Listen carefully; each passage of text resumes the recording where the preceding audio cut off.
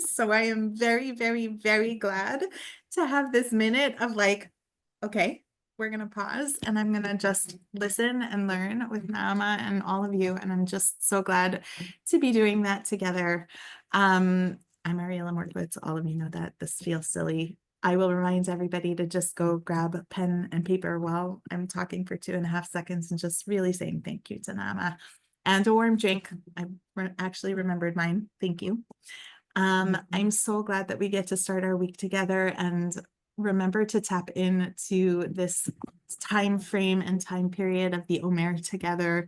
And I know that Naama, thank you. You'll just like bring us back. It was so great. I'm sorry that I missed all of you last week, but I caught the recording and I just was so grateful. And I'm excited to dive into learning this new language that feels so organic. And I'm going to stop talking because Naama, you are the teacher. But Jordan, thank you so much for holding the space and hosting the space and being here together. Just a reminder, all of us are each other and just absorb all of the wisdom. I'm going to just use that word, even though it feels so small for what Naama teaches, but all of the wisdom that Naama offers and brings into the room. So Naama, thank you for being here and teaching us today. Thank you, Ariela. And good to see everyone. It is Monday morning, at least here in the West Coast, and Monday something, wherever you are. So I'm grateful that we're here. So I'm going to try from now on, every time we speak, to wear a head covering in the color that we're going to talk about mostly. And I'm doing this to encourage us to try to use in whatever small ways that we want the language of colors. So as we started last time, this is our way of grounding, right? We did these meetings on Monday mornings. We called it Anchor, between Purim and Pesach, and we learned teachings from Yemima about how to be in times of crisis, how to do the spiritual work in times of crisis. And between Pesach and Shavuot, we're doing another work of anchoring. There's like a lot of wisdom for us that was given over in generations and generations, and the wisdom that we're learning between Pesach and Shavuot to anchor us is the wisdom of colors. And this is our way to also learn the Sfirot. And I'm so connected to this way of learning and thinking because, first of all, I guess I'm just a visual learner, and maybe some people here are also visual learners. But I also feel very strongly, and we spoke about it when we started learning our series about Yemima that we can send the link to again, but that there's something so deep about learning through immersion, right? Sometimes in the more masculine ways of being, which are also, of course, wonderful, have their place, a lot is done through giving of words, through intellectual thinking. And sometimes we think that this is learning, but this is, of course, not only learning. So, for example, if we learn a language, of course, we can go to a class and someone can tell us, these are the words, this is the grammar, do this work, make effort. But we also know that kids and also adults can learn language a different way just by being immersed in the thing, right? This is how kids learn languages. They're like just walking in the street and the parent says again and again, tractor, cat, dog, cat, car, whatever it is that you see, right? You're just naming things as you're going. And the more names you have, the more words you have, the more you're able to communicate and explain yourself, the less frustrated you are. So language is so important, but it can be taught and learned in many different ways. And for me, also something that I learned through Yemima and through other experiences is that to learn a spiritual work can be through teachings and can also just be through immersive experience. And this is what she called sometimes the feminine way. Of course, men and women both can do it, but the feminine way that women did naturally and traditionally many, many generations is to teach the warmth of things. So to teach the love of Judaism not through words and explanations, but through great food and beautiful decoration for the table and for the house. So again, I just want to make it clear, it's not that I'm calling now to put women back to domestic work. Whoever likes it, great. I think it's amazing that we live in a world where it's not a given, at least in some places. But I think that even though it's not a given, we should not actually disregard that wisdom. That was a very, very big deal for so many years, and it still is. And I think we all know the depth of coming home to a smell of food, to decoration on the table, and it can be all kinds of things. But for me, color is one of these immersive experiences and one of these languages that might not be the language that we speak with words, but is a language that really speaks to us. The deep thing also about color, which is why hopefully it can be an anchoring thing for us, is that what does it teach us? What does this language teach us? Every language is a little different. The language of colors is attached for me to the language of the Sfirot.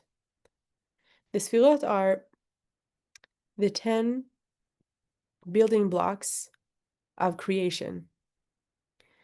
Our most ancient mystical book, Kabbalistic book, is called the Book of Creation.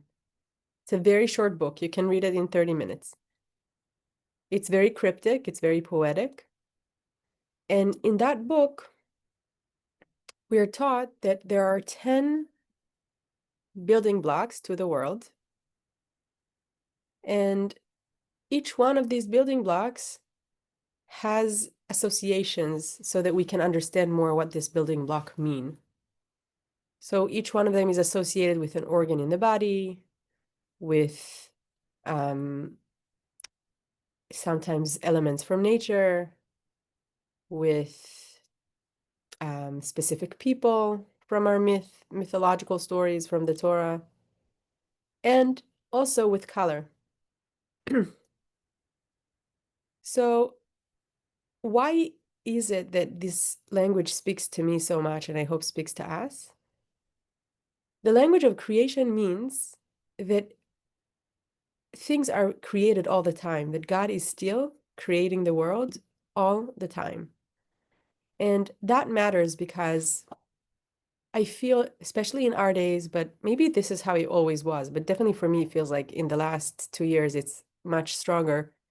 We might feel like everything is so stuck, and we might feel like so helpless and like, how can we change things and how can we fix? When the language of creation tells us that actually everything is constantly moving all the time.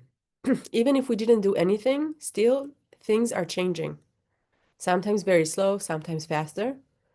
But we can be assured that things are moving, even when things seem so stuck.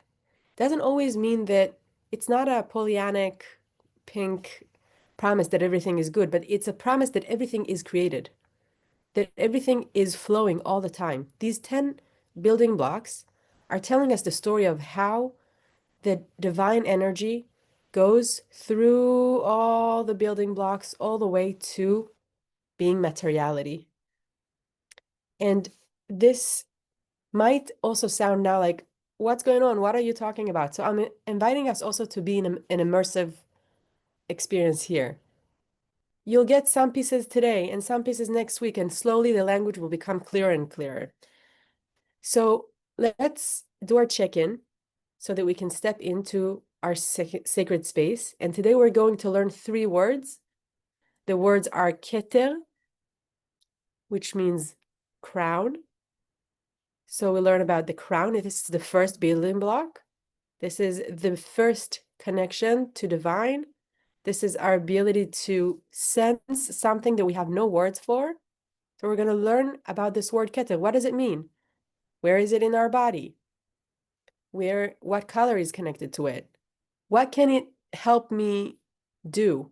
How can I come back to keter, to my crown? So keter is going to be one word. The second word is going to be chokhmah, which means wisdom, which is the beginning of thinking, which is the beginning of ideas, which always comes from nothing. So we'll talk about a little bit, how can we help ourselves not freak out in places of nothing, but to know something is coming to me. And the third word is going to be bina. Bina is articulation, is the growing of that spark of wisdom into something, excuse me, that gets its own kind of like structure. This is our ability to remember that we're always renewing, that we're always able to regrow things. And the colors of these three words are going to be white, keter, purple for chokhmah, and green for bina. So we're going to try to really load into these colors some symbols that we can use. And people who stayed after class last time, I said, at some point after I was learning the color theory for some time, my partner and I just started painting the walls in our house based on colors that we wanted to be present in different rooms. So Bina is our bedroom. We have a green bedroom. And light pink is our living room. We'll learn about it in 2 weeks when we learn about, in 2 weeks when we learn about Tiferet. And the place where I work, we colored white. This is for Keter. So I'm just saying that, like, then you can have like a little scarf, you can have like anything a little with a little color to be your little altar, your little thing, tangible thing that helps you remember these words and bring you back to these words and to what they mean to these building blocks. So that was our introduction for today. And I'm going to repeat it and I'm going to explain. And if you want to stay in the end for another 10 minutes for clarification questions, I'll be happy to do that. But this is really a beautiful language. And I think words, they're just like all of us are, there's words that we love because words really allow us to express. It's an energy. It's our ability to communicate. So I'm so grateful for these words and hoping to develop these language together here. So let's take a minute or two to step in, which means we're going to take a minute to journal. Just what's moving in me? What's going on for me today? What do I need to leave in the threshold as I'm going into our immersive language time? And if there's any thoughts that already come up to me, for me, about these three words, keter, chokhmah, bina, the crown, wisdom, articulation, and renewal, then I can start writing these thoughts as well. So let's take a minute and I'm going to call us back. I'm going to write with you.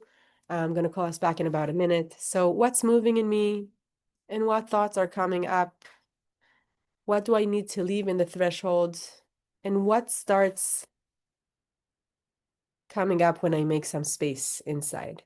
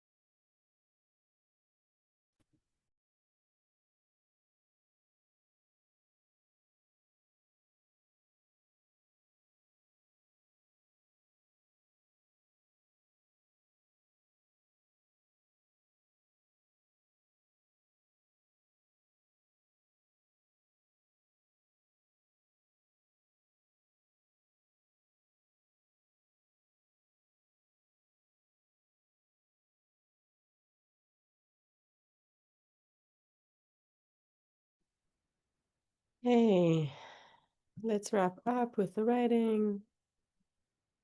And if there's something that you want to share in the chat, please do. Would love to hear either what is it that is moving in you or what are new things that are coming up. So feel free to just drop in the chat a word or two or a sentence so that we can learn about each other a little bit. Okay.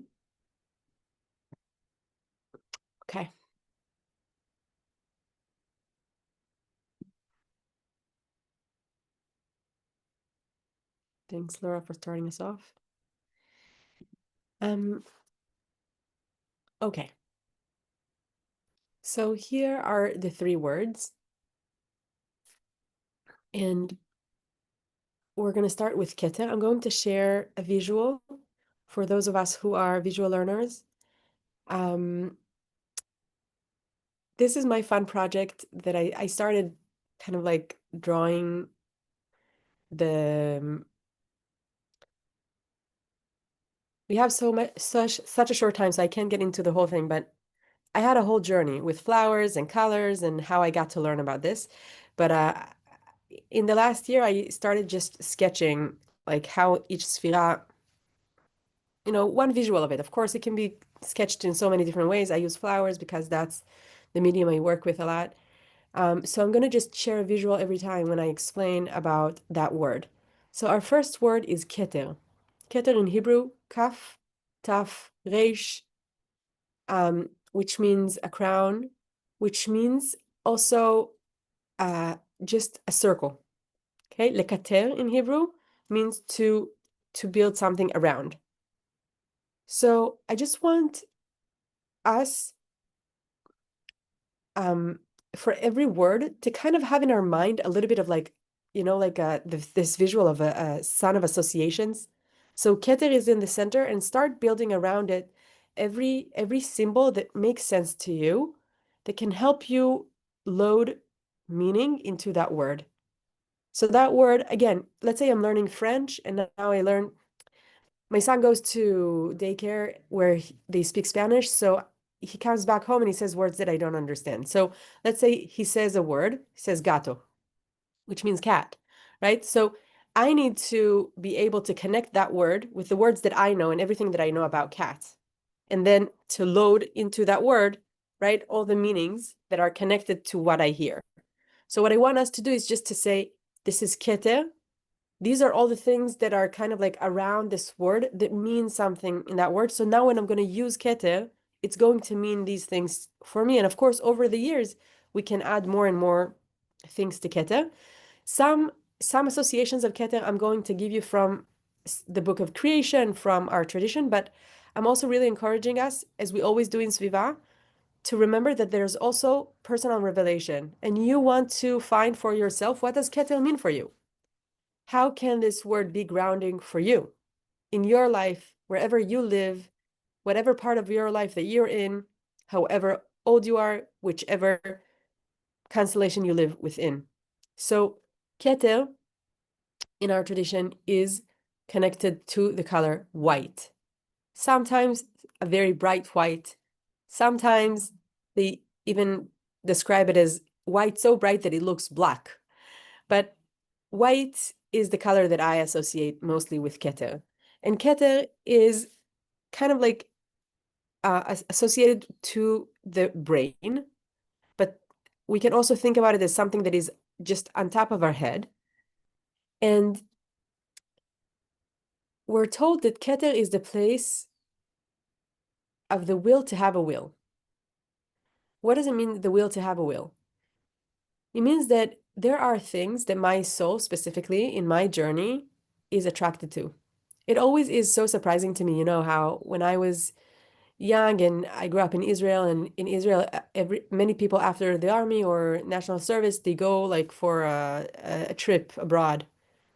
And I was always struck by how people are attracted to different places. My brother always wanted to go to Africa, and I always wanted to go to India. Like, why? We grew in the same house, same parents. Like, why? Why are you? Some people are francophilic, right? They really love France, and some people are Like they really are interested in English. Why do we have these like things that we're attracted to? There's something in that is Keter. So Keter is that place where like for some reason you don't even know a word for it, but you know that something speaks to you. Something is an opening for you. So Keter in a way is the place where divine energy, the the energy that creates everything, that will become everything that is alive in this world, that energy that has we have totally no access to, Keter is where it starts transmitting into something that is going to become something in the world. And that is a place that is so open. It can be also a place that is a little frightening, right? But that's a place of kind of like charging. It's a place that has no words. It's a place where I'm like accepting that there are things that I'm attracted to and there are things that I'm not.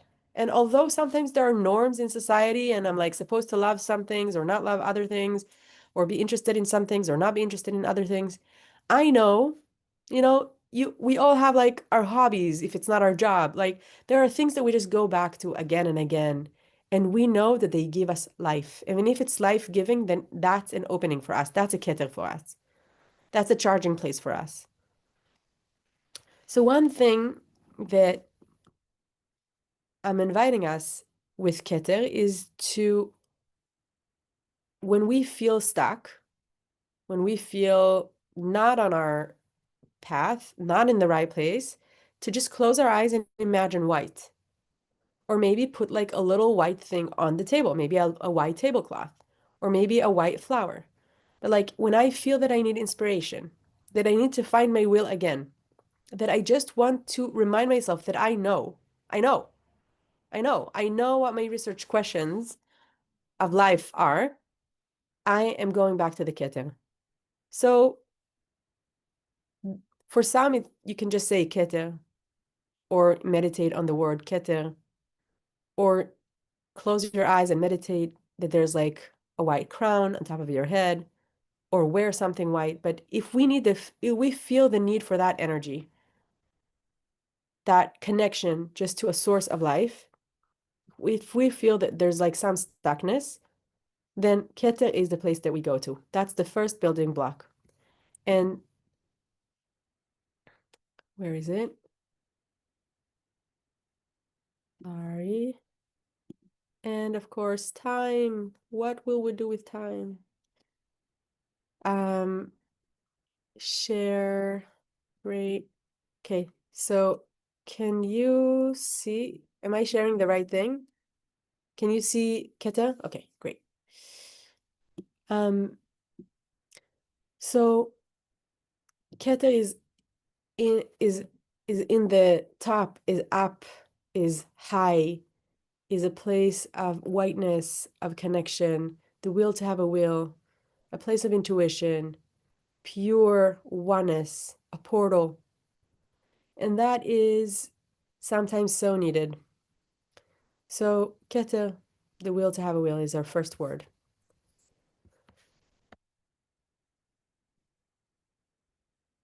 Our second word, chokhmah. Chokhmah is associated with the right part of the brain. The color associated with it is purple. Chokhmah is a spark of an idea that comes to us. It's the place where we meet a teaching and we know that there's wisdom in that teaching. It's not just information. This is a thing that comes from nothing. Sometimes when I need a new idea, I'm going and I'm like reading and I'm doing all these kind of like consuming, where chokhmah actually comes from nothing. So sometimes when I know that I need a new idea, of course, it's good to get inspiration from things, but when I need my own spark, the creation that goes through me, after that portal, after that intuition, when I need that spark of idea, sometimes what I want to do is to do the exact exercise we did in the beginning of this class, just to empty my head, actually.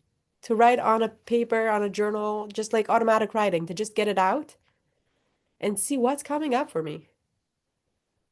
And it might be from things that I read before, it might be connected to all kinds of things, but what is coming from nothing? Chokhmah me'ayin timatzeh. The wisdom comes from nothing, is from Mishlei. This is a place of really core, basic beginning of an idea. The Kabbalists, of course, thought in all kinds of examples. So one is ideas and writings, developing ideas. And some of them spoke in the language of creation of a new life.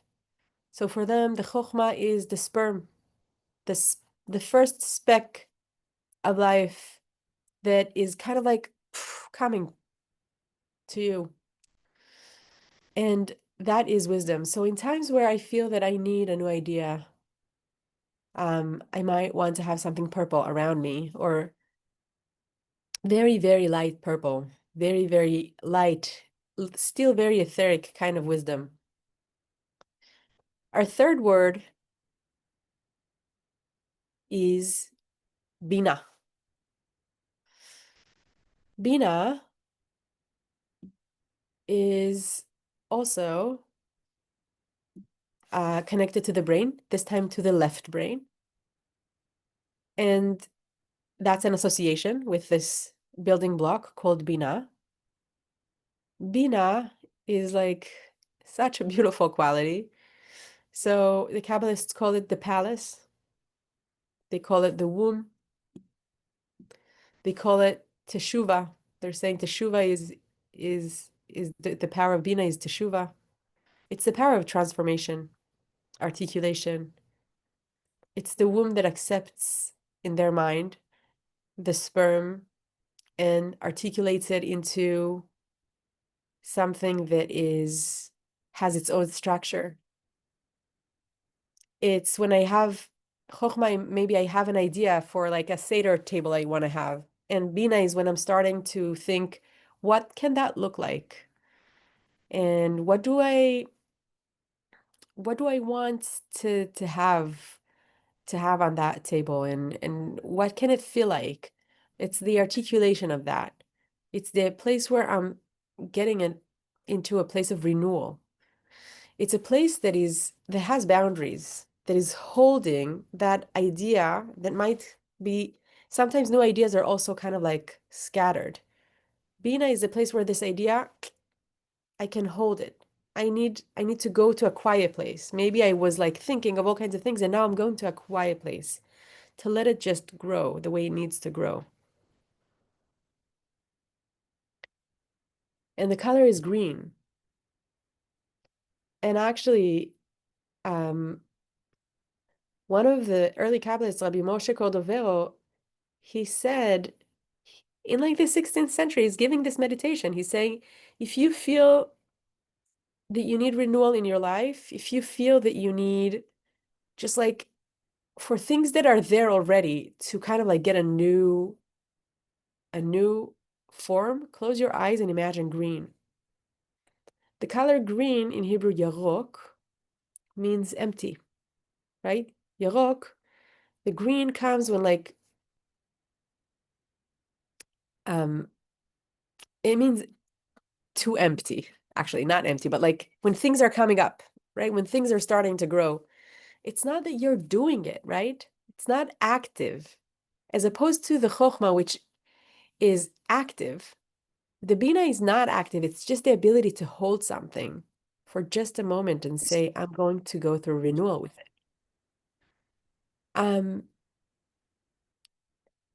So these are 3 words, and 3 words are a lot. So I want us to just we have 5 minutes. I would love for everyone to just take now a moment to journal about Keter, Chokhmah, Bina. When are times in my life that I felt really connected to that quality? to either Keter or Chokhmah or Bina? When is the time in my life that I really felt that I need Keter or Chokhmah or Bina? And please share with us one thing that is your understanding, is your lived experience sometimes, is your insight about one of these three words. So we're going to try to build a lexicon together. What does it mean for us in our life so that we can use it? Because again, I want it to be useful in our life to anchor us when we need it. So what are times when I felt really connected to the quality of Keter, of Chokhmah, of Bina? Or what are times that I really felt that I needed Keter, Chokhmah, Bina? We're going to take 2 minutes to journal, and then we would love to see your insights in the chat. So I'm going to be quiet, and I'll call us back.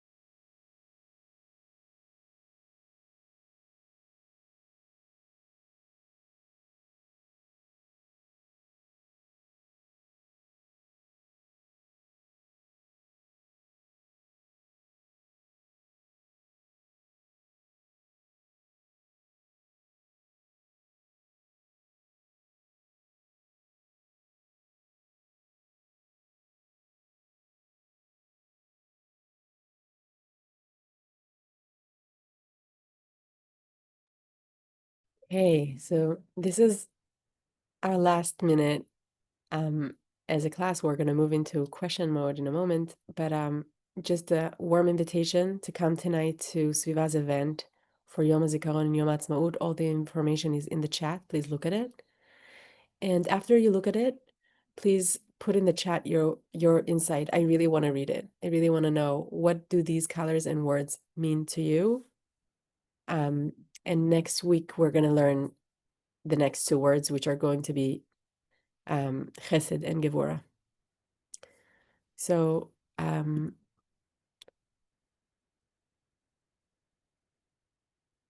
yeah, so please read the invitation and add to the chat whatever your insights are about times of needing Keter Chokhmah Bina and times of really feeling it strongly in your life.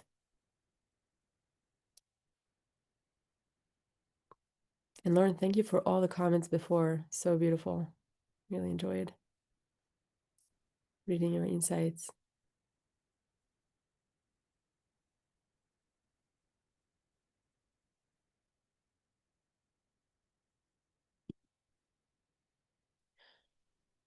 Okay, so feel free to keep putting things in the chat if you want to. And um, Ariel, I think we can unpin me, and we are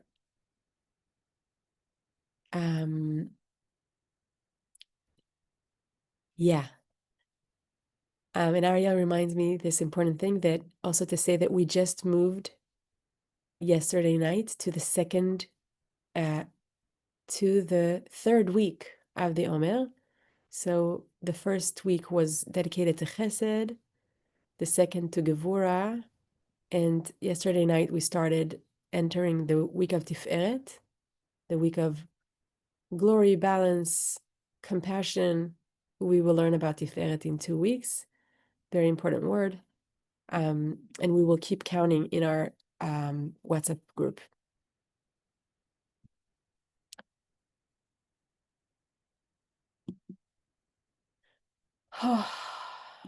Okay.